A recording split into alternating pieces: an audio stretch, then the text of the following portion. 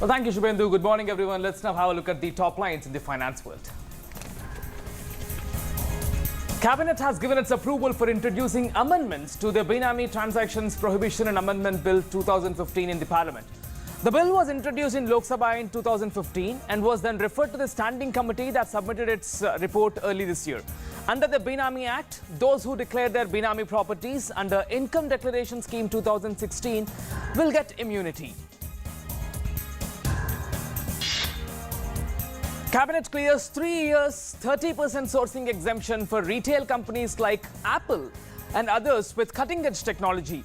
Upon completion of the first 3 years, such entities will be given the flexibility to source according to their operational needs for the next 5 years so that they do not face much of a problem to enhance their manufacturing base and also step up local sourcing.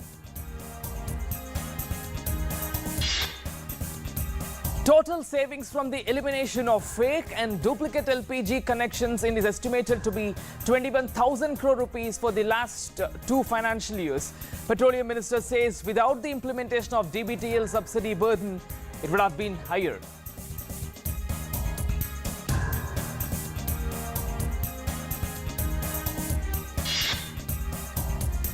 DBT portal to be launched on August 1st. Government to bring real-time data from various government schemes under one platform. Administrators can access data on central and states' welfare schemes and provide real-time feedback through the portal. Initially, it will just be used to access data and will add more features and become interactive gradually after that.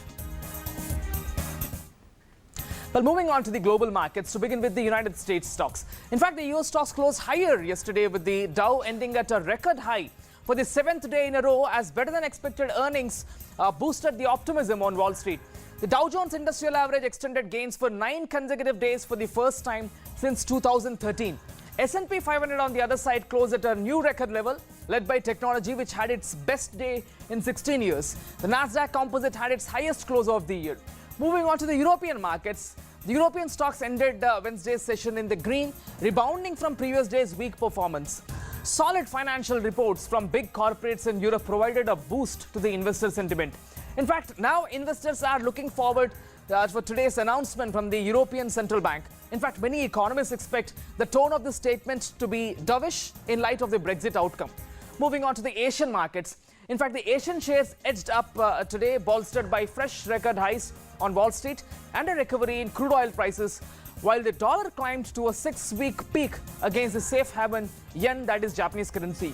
Moving on to the Indian markets. In fact, the Indian shares rose for a second consecutive session on Wednesday amid increased buying by foreign investors as monsoon rains covered the whole country, and most importantly, the growing support for the passage of goods and services tax, that is GST bill, in the parliament in this session.